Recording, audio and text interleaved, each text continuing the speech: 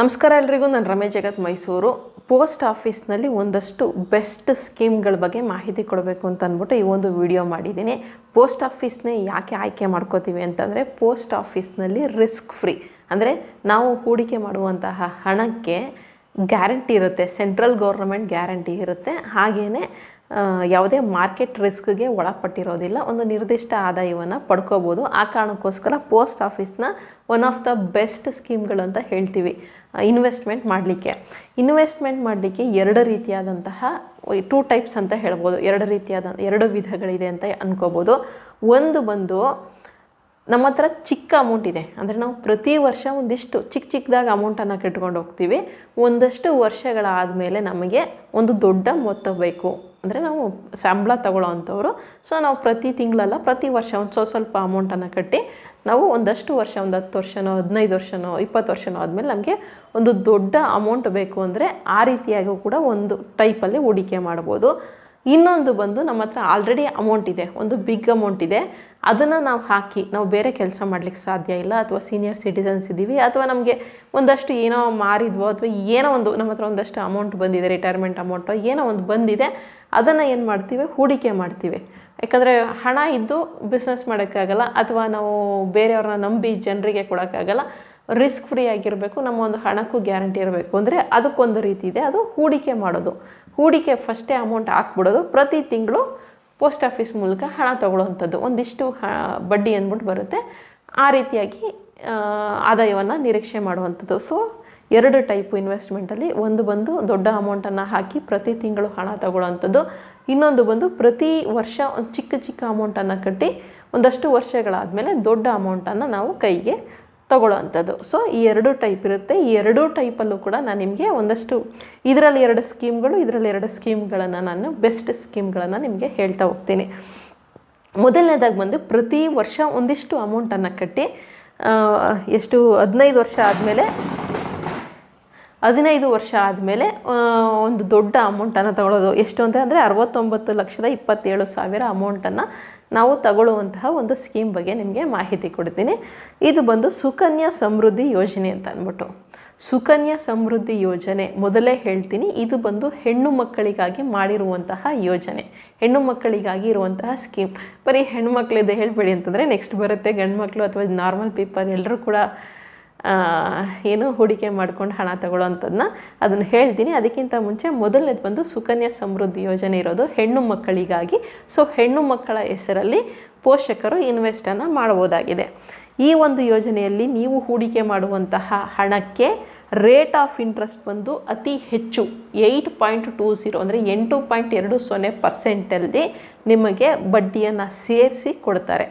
So ನೀವು ಪ್ರತಿ ವರ್ಷ ಎಷ್ಟನ್ನು ಇನ್ವೆಸ್ಟ್ ಮಾಡಬೇಕು ಅಂತಂತಂದರೆ 1.5 ಲಕ್ಷ ರೂಪಾಯಿವರೆಗೂ ಇನ್ವೆಸ್ಟ್ ಮಾಡ್ಬೋದು. ಅಯ್ಯಪ್ಪ ನಮ್ಮ ಹತ್ರ 1.5 ಲಕ್ಷ ಹಣ ಇಲ್ಲ, ನಾವು ಅಷ್ಟೊಂದೆಲ್ಲ ಇನ್ವೆಸ್ಟ್ ಮಾಡೋಕ್ಕಾಗಲ್ಲ ಅಂದರೆ ತಲೆ ಕೆಡಿಸ್ಕೊಳ್ಬೇಕಾಗಿಲ್ಲ. ಮಿನಿಮಮ್ ಅಮೌಂಟ್ ಬಂದು 250 ರೂಪಾಯಿ ಅಷ್ಟೇ. 250 ರೂಪಾಯಿಂದ ನೀವು 1.5 ಲಕ್ಷ ರೂಪಾಯಿವರೆಗೆ ಎಷ್ಟಾಗುತ್ತೆ ಅಷ್ಟು ನಿಮ್ಮ ಕೈ ಅನುಸಾರ, ನಿಮ್ಮ ಆದಾಯದಲ್ಲಿ ಒಂದಿಷ್ಟನ್ನು ಸೇವಿಂಗ್ಸ್ ಮಾಡ್ತೀವಿ ಮಗಳ ಹೆಸರಲ್ಲಿ ಅಂತಂದರೆ ನೀವು ಇದನ್ನು ಮಾಡ್ಕೋಬೋದು.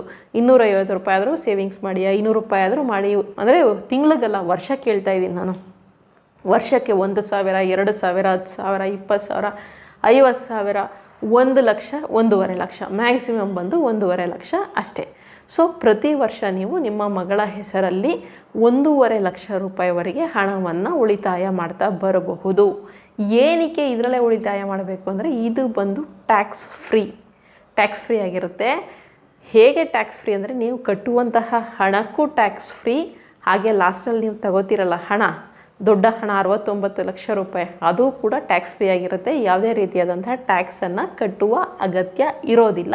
ಜೊತೆಗೆ ರೇಟ್ ಆಫ್ ಇಂಟ್ರೆಸ್ಟ್ ಬಂದು 8.20, ಅತಿ ಹೆಚ್ಚು ರೇಟ್ ಆಫ್ ಇಂಟ್ರೆಸ್ಟನ್ನು ಕೊಡ್ತಾ ಇರುವಂತಹ ಒಂದು ಯೋಜನೆ ಇದಾಗಿರುತ್ತೆ. ಸೊ ರಿಸ್ಕ್ ಫ್ರೀ ಆಗಿರುತ್ತೆ, ಯಾವುದೇ ಮಾರ್ಕೆಟ್ ರಿಸ್ಕ್ಗೆ ಹಣ ಒಳಪಟ್ಟಿರೋದಿಲ್ಲ. ಈ ಮ್ಯೂಚುವಲ್ ಫಂಡ್ ಆಗಿರ್ಬೋದು ಅಥವಾ ಬೇರೆ ಶೇರ್ ಮಾರ್ಕೆಟು, ಸ್ಟಾಕ್ ಮಾರ್ಕೆಟ್ ಇದೆಲ್ಲ ಏನು ಹಾಕ್ತಾರೆ ಅದು ಮಾರ್ಕೆಟ್ ರಿಸ್ಕ್ಗೆ ಒಳಪಟ್ಟಿರುತ್ತೆ. ಸೊ ಮಾರ್ಕೆಟಲ್ಲಿ ಸ್ವಲ್ಪ ಏರುಪೇರಾದರೆ ನಿಮ್ಮ ಹಣವೂ ಕೂಡ ಏರುಪೇರಾಗುವಂತಹ ಸಾಧ್ಯತೆ ಇರುತ್ತೆ. ಆದರೆ ಈ ಒಂದು ಸ್ಕೀಮ್ಗಳಲ್ಲಿ ನಿಮ್ಮ ಒಂದು ಹಣ ಯಾವುದೇ ಕಾರಣಕ್ಕೂ ಏನು ಏರುಪೇರಾಗೋದಿಲ್ಲ, ಸಂಪೂರ್ಣವಾಗಿ ಮಾರ್ಕೆಟ್ ರಿಸ್ಕ್ ಫ್ರೀ ಆಗಿರುತ್ತೆ, ಅದು ರಿಸ್ಕ್ ಫ್ರೀ ಆಗಿರುತ್ತೆ. ಜೊತೆಗೆ ಟ್ಯಾಕ್ಸ್ ಫ್ರೀ ಆಗಿರುತ್ತೆ. ಆ ಕಾರಣಕ್ಕೋಸ್ಕರ ನೀವು ಇದೊಂದು ಬೆಸ್ಟ್ ಇನ್ವೆಸ್ಟ್ಮೆಂಟ್ ಸ್ಕೀಮ್ ಅಂತ ತಗೋಬೋದು. ಈ ಒಂದು ಯೋಜನೆಯಲ್ಲಿ ಟೋಟಲ್ 15 ವರ್ಷ ನೀವು ಹಣವನ್ನು ಕಟ್ಟಬೇಕಾಗತ್ತೆ. ಪ್ರತಿ ವರ್ಷ ನೀವು ನಿಮ್ಮ ಮಗಳ ಹೆಸರಲ್ಲಿ 1.5 ಲಕ್ಷ ರೂಪಾಯಿ ಅಥವಾ ಕಡಿಮೆ ಎಷ್ಟಾದರೂ ಓಕೆ, ನಾನು ಮ್ಯಾಕ್ಸಿಮಮ್ ಎಷ್ಟಿದೆ ಅಷ್ಟಕ್ಕೆ ತಗೋತಾ ಇದ್ದೀನಿ. ಪ್ರತಿ ವರ್ಷ 1.5 ಲಕ್ಷ ರೂಪಾಯಿನ ಸೇವಿಂಗ್ಸ್ ಮಾಡ್ತಾ ಹೋದರೆ 15 ವರ್ಷ ನೀವು ಹಣವನ್ನು ಕಟ್ಟಬೇಕಾಗತ್ತೆ. 15 ವರ್ಷ ಹಣವನ್ನು ಕಟ್ಟಿದ್ರೆ ಟೋಟಲ್ಲು 22,50,000 ರೂಪಾಯಿನ ನೀವೇ ಕಟ್ಟದಂಗೆ ಆಗುತ್ತೆ. ನೀವು ಕಟ್ಟದಂಗೆ ಆಗುತ್ತೆ ನಿಮ್ಮ ಮಗಳ ಹೆಸರಲ್ಲಿ. ಸೊ ಮೆಚ್ಯೂರಿಟಿ ಅಮೌಂಟ್ ಬಂದು 21 ವರ್ಷಕ್ಕೆ ಸಿಗುತ್ತೆ.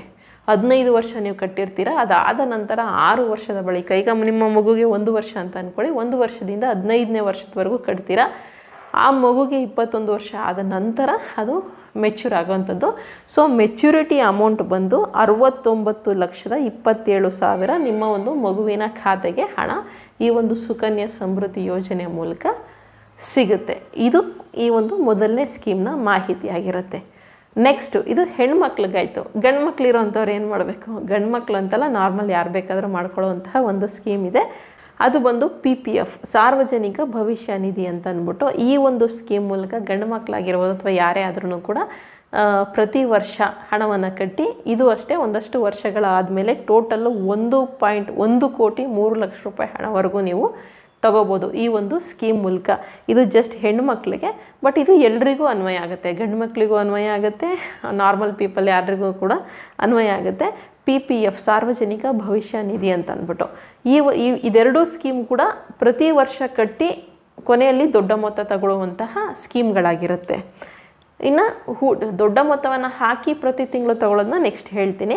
ಸದ್ಯಕ್ಕೆ ಇದು ಕೂಡ ಪ್ರತಿ ವರ್ಷ ಕಟ್ಟಿ ಒಂದಷ್ಟು ವರ್ಷಗಳಾದ ಮೇಲೆ ನಿಮಗೆ 1,03,00,000 ರೂಪಾಯಿ ಹಣ ಸಿಗುವಂತಹ ಸ್ಕೀಮ್ ಇದಾಗಿರುತ್ತೆ.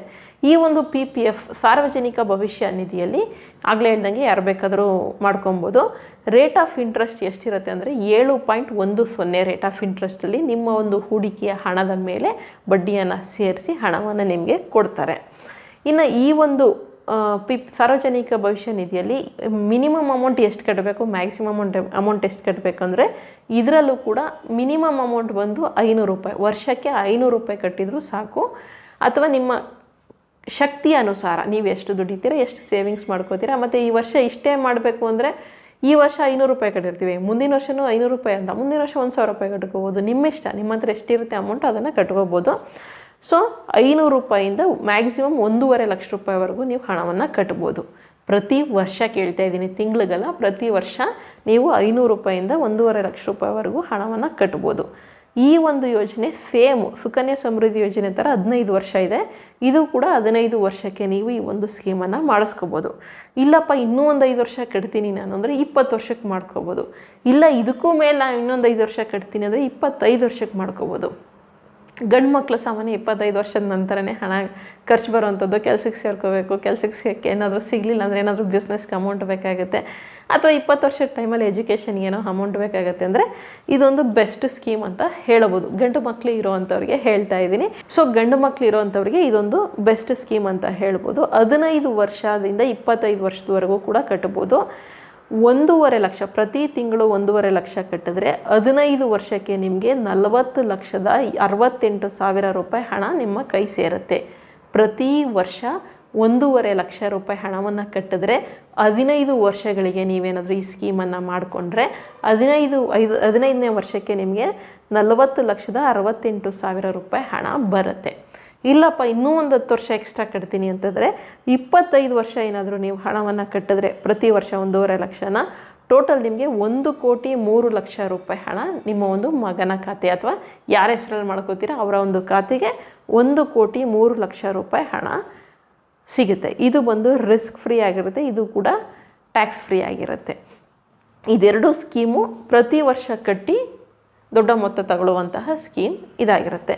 ಇನ್ನು ಇದರ ಜೊತೆಗೆ ದೊಡ್ಡ ಮೊತ್ತ ಆಲ್ರೆಡಿ ನಮ್ಮ ಹತ್ರ ಇದೆ, ರಿಟೈರ್ಮೆಂಟ್ ಬಂದ ಹಣನೋ ಅಥವಾ ಇನ್ನೇನು ಜಮೀನು ಮಾರಿದ ಬಂದ ಹಣನೋ ಅಥವಾ ಇನ್ನೇನೋ ಒಂದು ಹಣ ನಮ್ಮ ಹತ್ರ ಇದೆ, ಅದನ್ನು ಹಾಕಿ ಪ್ರತಿ ತಿಂಗಳು ನಾವೆಲ್ಲೂ ಕೆಲಸ ಮಾಡಲಿಕ್ಕಾಗಲ್ಲ, ಪ್ರತಿ ತಿಂಗಳು ನಿಶ್ಚಿತ ಆದಾಯ ಬರಬೇಕು ಅಂದರೆ ಅದಕ್ಕೂ ಕೂಡ 2 ಸ್ಕೀಮ್ಗಳನ್ನು ಹೇಳ್ತೀನಿ. ಒಂದು ಬಂದು ಸೀನಿಯರ್ ಸಿಟಿಸನ್ ಸೇವಿಂಗ್ ಸ್ಕೀಮ್ ಅಂತ. ಇದಕ್ಕೆ ಸೀನಿಯರ್ ಸಿಟಿಸನ್ಗಳು ಮಾತ್ರ ಅಪ್ಲೈ ಮಾಡ್ಕೊಳ್ಳೋದಕ್ಕೆ ಸಾಧ್ಯ, ಈ ಒಂದು ಸ್ಕೀಮ್ ಮೂಲಕ ಹಣವನ್ನು ತಗೊಳ್ಳೋದಕ್ಕೆ ಸಾಧ್ಯ ಆಗಿರುತ್ತೆ. ಇನ್ನು ನಾರ್ಮಲ್ ಪೀಪಲ್ಗೂ ಇನ್ನೊಂದು ಸ್ಕೀಮ್ ಇದೆ, ಅದನ್ನು ಹೇಳ್ತೀನಿ. ಸೀನಿಯರ್ ಸಿಟಿಸನ್ ಸೇವಿಂಗ್ಸ್ ಸ್ಕೀಮ್ ಏನಿದೆ ಇದರಲ್ಲಿ ಆಗಲೇ ಹೇಳ್ದಂಗೆ ಸೀನಿಯರ್ ಸಿಟಿಸನ್ಗಳು ಮಾತ್ರ ಹಾಕೋಬೇಕು. ರೇಟ್ ಆಫ್ ಇಂಟ್ರೆಸ್ಟ್ ಬಂದು 8.20 8.20% ನಿಮಗೆ ರೇಟ್ ಆಫ್ ಇಂಟ್ರೆಸ್ಟ್ ಇರುತ್ತೆ. ಸೊ ಇದು ಕೂಡ ಅತಿ ಹೆಚ್ಚು rate of interest. Sukanya Samriddhi ಯೋಜನೆಗೂ ಅಷ್ಟೇ ಕೊಡ್ತಾರೆ, ಇದಕ್ಕೂ ಕೂಡ ಅಷ್ಟೇ ಕೊಡ್ತಾರೆ. ಜೊತೆಗೆ ಪ್ರತಿ 3 ತಿಂಗಳಿಗೆ ಇದು ಬಡ್ಡಿ ಪರಿಷ್ಕರಣೆ ಕೂಡ ಆಗುತ್ತೆ. ಸೊ ಹೆಚ್ಚಿಗೆನೂ ಆಗ್ಬೋದು, ಕಡಿಮೆನೂ ಆಗ್ಬೋದು, ಎಲ್ಲೋ ಸ್ಲೈಟಾಗಿ ಸ್ವಲ್ಪ ಏರುಪೇರು ಆಗಬಹುದು ಅಷ್ಟೇ.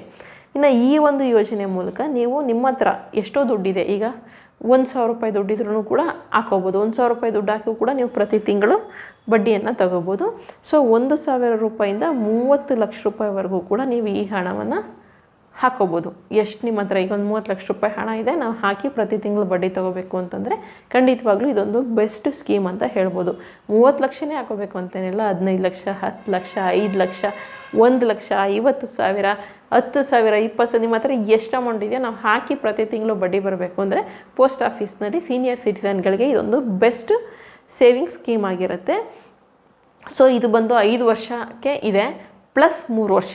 ಮುಂಚೆ ಎಲ್ಲ ಇದು ಮ್ಯಾಕ್ಸಿಮಮ್ ಅಮೌಂಟು 15 ಲಕ್ಷ ಇತ್ತು, ಆದರೆ ಇವಾಗ ಒಂದು 2-3 ವರ್ಷದ ಹಿಂದೆಯಿಂದ ಇದನ್ನು ಮ್ಯಾಕ್ಸಿಮಮ್ ಅಮೌಂಟನ್ನ 30 ಲಕ್ಷ ಮಾಡಿದ್ದಾರೆ. 30 ಲಕ್ಷ ರೂಪಾಯಿವರೆಗೂ ನೀವು ಹಣವನ್ನು ಡೆಪಾಸಿಟ್ ಮಾಡಿಕೊಂಡು ಪ್ರತಿ ತಿಂಗಳು ನಿಮಗೆ ಬಡ್ಡಿ ತಗೋತಾ ಹೋಗ್ಬೋದು. ಅಂದರೆ ಪ್ರತಿ 3 ತಿಂಗಳಿಗೊಂದ್ಸತಿ ಬರುತ್ತೆ. ಸೊ ನೀವು ಪ್ರತಿ 3 ತಿಂಗಳಿಗೊಂದ್ಸತಿ ಅದನ್ನು ಡ್ರಾ ಮಾಡ್ಕೋಬೋದಾಗಿದೆ.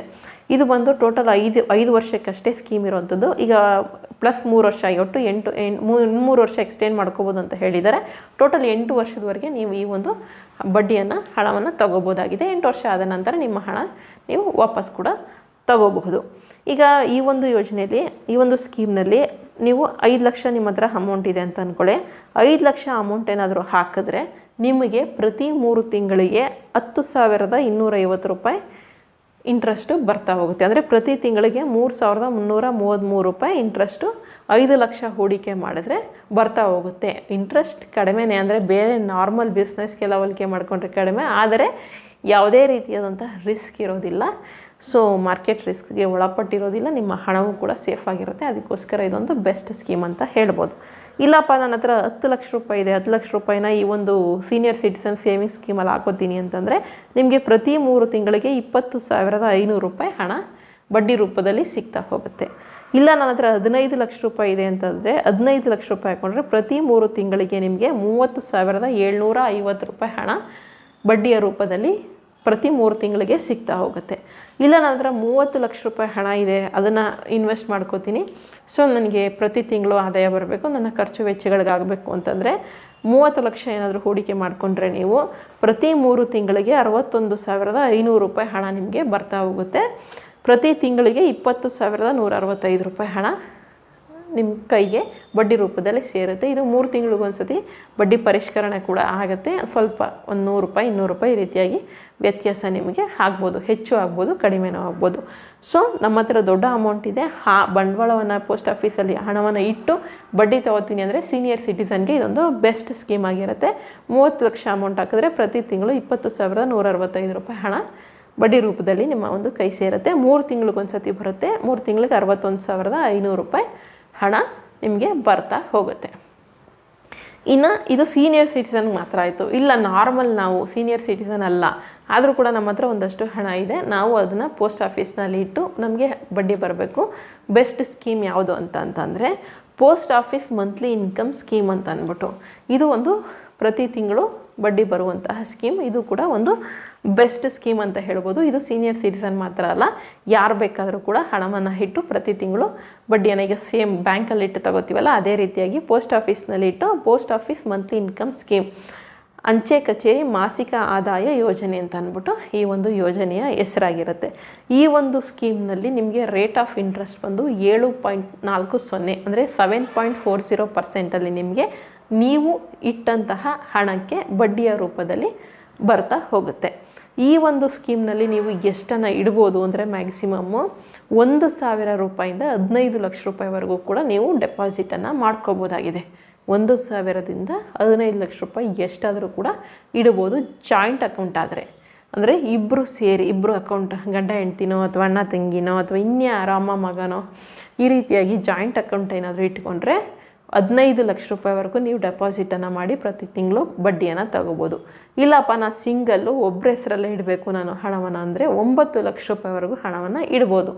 9 ಲಕ್ಷ ರೂಪಾಯಿ ಹಣವನ್ನು ನೀವು ಈ ಒಂದು ಸ್ಕೀಮ್ ಮೂಲಕ ಇನ್ವೆಸ್ಟ್ ಮಾಡಿ ಪ್ರತಿ ತಿಂಗಳು ಬಡ್ಡಿಯನ್ನು ತಗೋಬೋದು.